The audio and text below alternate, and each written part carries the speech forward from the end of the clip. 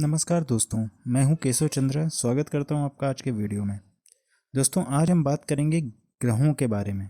सीखेंगे ग्रह यानी कि प्लैनेट्स क्या होते हैं, हमारे सौरमंडल में उपस्थित सभी ग्रह कौन कौन से हैं और जानेंगे सभी ग्रहों के बारे में कुछ महत्वपूर्ण बातें। तो आइए शुरू करते हैं।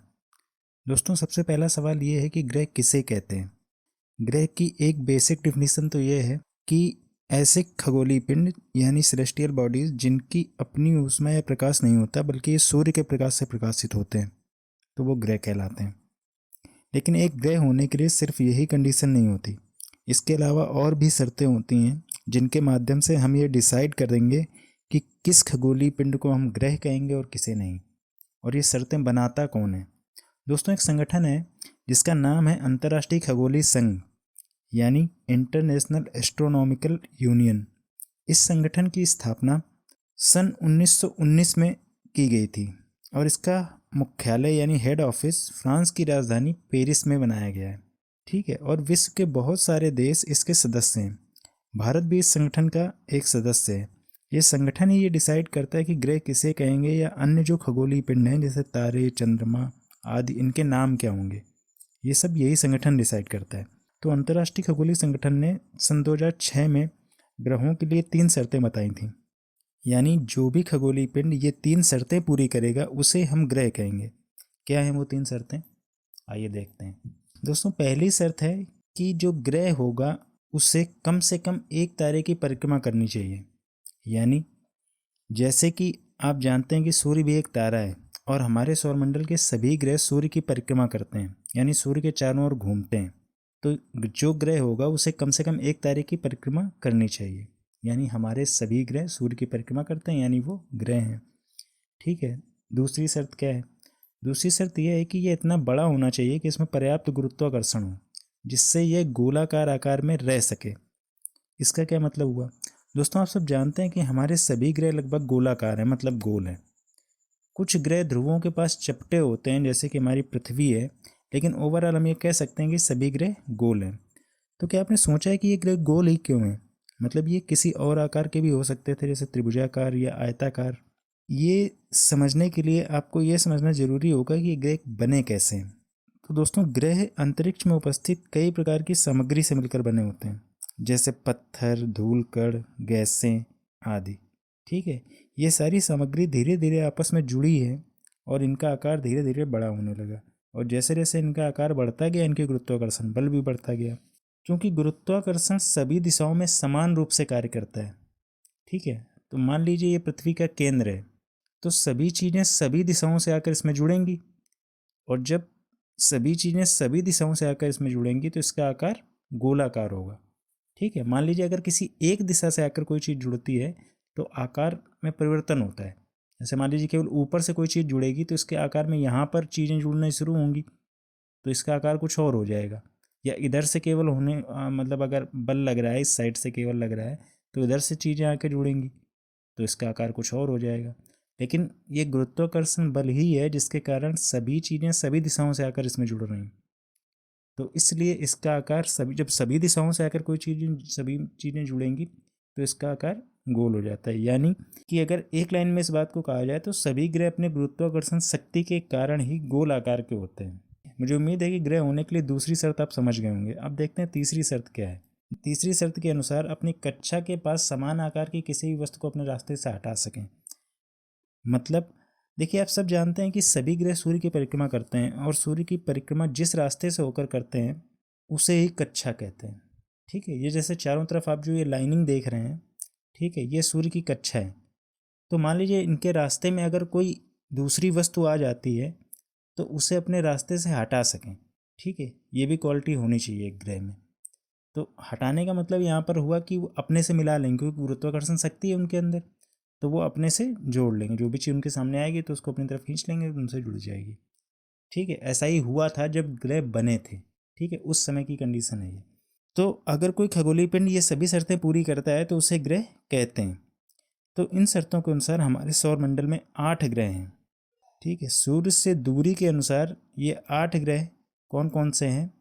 पहला है बुध यानी मरकरी, दूसरा है शुक्र यानी वीनस, तीसरा है पृथ्वी यानी अर्थ, चौथा है मंगल यानी मार्स, छठा है शनि यानी सैटर्न, सातवां यूरेनस और आठवां है नेपच्यून। यानी जो बुध ग्रह है ये सूर्य के सबसे नज़दीक है और नेपच्यून सबसे दूर। आइए देखते हैं सभी ग्रहों के बारे में कुछ रोचक बातें। शुरुआत करते हैं बुध ग्रह से। दोस्तों जैसा कि मैंने आपको पहले बताया था कि बुध ग्रह सूर्य के सबसे नज़दीक है। बुध ग्रह ग्रहों में सबसे छोटा ग्रह है और ये सबसे तेज ग्रह कहा जाता है क्योंकि ये सूर्य का पूरा चक्कर मात्र 88 दिनों में पूरा कर लेता है। सूर्य की परिक्रमा करने में इसे 88 दिन लगते हैं। इसके अलावा बुध ग्रह को अपने अक्ष पर पूरा घूमने में 59 दिन का समय लगता है। दोस्तों आप सभी जानते हैं कि सभी ग्रह अपने अक्ष पर भी घूमते हैं और सूर्य के चारों तरफ भी घूमते हैं। तो सूर्य की परिक्रमा करने में बुध ग्रह को 88 दिन का समय लगता है और अपने अक्ष पर घूमने में 59 दिन का समय लगता है। ठीक है। इसके अलावा बुध ग्रह का कोई भी चंद्रमा नहीं है। जैसे हमारी पृथ्वी का एक चंद्रमा है जो आप देखते हैं रोज, ठीक है, लेकिन बुध ग्रह पर कोई भी चंद्रमा नहीं मिला है अभी तक। शुक्र ग्रह। शुक्र ग्रह का आकार लगभग पृथ्वी के बराबर है। शुक्र ग्रह अपनी अक्ष पर बहुत धीमी गति से गति करता है और इसकी अपने अक्ष पर घूमने की दिशा बाकी ग्रहों से विपरीत होती है। इसीलिए यहाँ सूर्य पश्चिम में निकलता है और पूर्व में अस्त होता है। ठीक है, यानी ये जो अपनी अक्ष पर घूमता है तो ये विपरीत दिशा में घूमता है पृथ्वी की तुलना में। ठीक है, इसीलिए यहाँ पर क्या होता है कि जो सूर्य है, जैसे पृथ्वी पर सूर्य पूर्व में निकलता है और पश्चिम में अस्त होता है, लेकिन शुक्र ग्रह पर सूर्य पश्चिम में निकलता है और पूर्व में अस्त होता है। इसके बाद शुक्र ग्रह को सबसे गर्म ग्रह कहते हैं। ठीक है, क्योंकि इस ग्रह का तापमान बाकी ग्रहों की तुलना में सबसे ज़्यादा होता है। लेकिन ऐसा क्यों होता है? क्योंकि बुध ग्रह सूर्य के सबसे नज़दीक है, तापमान वहाँ का ज़्यादा होना चाहिए, लेकिन फिर भी शुक्र ग्रह का तापमान ज़्यादा कैसे है? तो दोस्तों इसका कारण है इस ग्रह का थिक एटमॉस्फेयर यानी घना वातावरण। इसी वजह से इसका वातावरण सूर्य के रेडिएशन यानी विकिरण को रोक नहीं पाता है। इसी कारण ये सबसे गर्म ग्रह है। इसके बाद शुक्र ग्रह को अपने अक्ष पर पूरा घूमने में 243 दिन का समय लगता है और सूर्य की परिक्रमा करने में इसे 255 दिन लगते हैं। शुक्र ग्रह का भी कोई चंद्रमा नहीं है। दोस्तों पृथ्वी के बारे में विस्तार से हम अगले वीडियो में देखेंगे। अब देखते हैं मार्स यानी मंगल ग्रह के बारे में। दोस्तों मंगल ग्रह धूल से भरा हुआ है और ये ठंडा है, यानी पृथ्वी की तुलना में कम गर्म है और यहाँ पर रेगिस्तान बहुत ज़्यादा है। इसको अपने अक्ष पर घूमने में 1 दिन का समय लगता है। जैसे पृथ्वी को 1 दिन का समय लगता है वैसे ही इसको भी 1 दिन का समय लगता है। और मंगल ग्रह को सूर्य की परिक्रमा करने में 687 दिन का समय लगता है और मंगल ग्रह के 2 चंद्रमा हैं। ठीक है, जैसे पृथ्वी के पास 1 चंद्रमा है, मंगल ग्रह के पास 2 चंद्रमा है। नेक्स्ट प्लैनेट जिसके बारे में हम बात करेंगे वो है जुपिटर यानी बृहस्पति। दोस्तों बृहस्पति ग्रह सभी ग्रहों में सबसे बड़ा ग्रह है। इसे अपने अक्ष पर घूमने में लगभग 9 घंटे 56 मिनट लगते हैं और सूर्य की परिक्रमा करने में इसे 11 साल 11 महीने यानी लगभग 12 साल का समय लगता है। और इस ग्रह में चंद्रमा जो हैं वो 79 है, 79 चंद्रमा है टोटल बृहस्पति ग्रह में जो अभी तक मिले हैं। अब बात करते हैं शनि ग्रह की। दोस्तों शनि ग्रह को सबसे अनोखा ग्रह माना गया है। इसका कारण है इसके चारों ओर के रिंग, यानी ये जो छल्ले आप देख रहे हैं ये बहुत ही अलग दिखता है इसी वजह से सौरमंडल में। ठीक है, अपने छल्लों की वजह से, इसीलिए इसे अनोखा ग्रह कहते हैं। इसे अपने अक्ष पर घूमने में, और ये जो छल्ले आप देख रहे हैं ये छल्ले बर्फ के बने हुए होते हैं। शनि ग्रह को अपने अक्ष पर घूमने में 10 घंटे का समय लगता है, 10 घंटे 40 मिनट का समय लगता है। और सूर्य के चारों ओर घूमने में इसे लगभग 29 साल 5 महीने का समय लगता है। और शनि ग्रह में जो चंद्रमा हैं उनकी संख्या 82 है यानी 82। ठीक है, अभी तक के रिसर्च के अनुसार शनि ग्रह के पास सबसे ज़्यादा चंद्रमा है। इसके बाद देखते हैं यूरेनस प्लैनेट के बारे में। यूरेनस को हिंदी में अरुण ग्रह कहते हैं। दोस्तों जो यूरेनस प्लैनेट है वो हमारी पृथ्वी की तुलना में लगभग 4 गुना ज़्यादा बड़ा है। ठीक है, यूरेनस अपने अक्ष पर 98 डिग्री झुका हुआ है। इसका मतलब क्या हुआ, इसे समझने के लिए ये चित्र देखते हैं। देखिए इसमें सभी ग्रहों के बारे में दिखाया गया है कि सभी ग्रह कितने डिग्री पर झुके हुए हैं। जैसे आप मरकरी देख रहे हैं, ठीक है, यानी बुध ग्रह, ये आप देख रहे हैं कि ये 0 डिग्री पर झुका हुआ है। ठीक है, बिल्कुल सीधा सीधा है। वीनस जो है वो 177 डिग्री पर झुका हुआ है। ठीक है, इसी प्रकार जो हमारी पृथ्वी है यानी अर्थ, ये 23 डिग्री पर झुका हुआ है, झुकी हुई है। इसी तरह मार्स 25 डिग्री पर, जुपिटर 3 डिग्री पर, सैटर्न 27 डिग्री पर झुका हुआ है।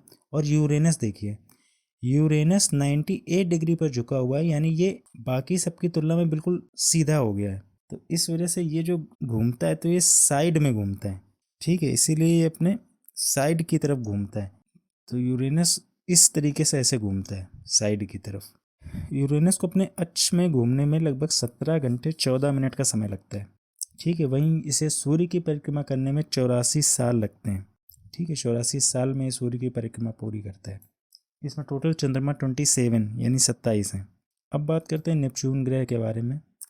नेपच्यून ग्रह को हिंदी में वरुण ग्रह कहते हैं। दोस्तों नेपच्यून जो है वो सूर्य से सबसे ज़्यादा दूर है और इसीलिए यह एक ठंडा ग्रह है, ठीक है।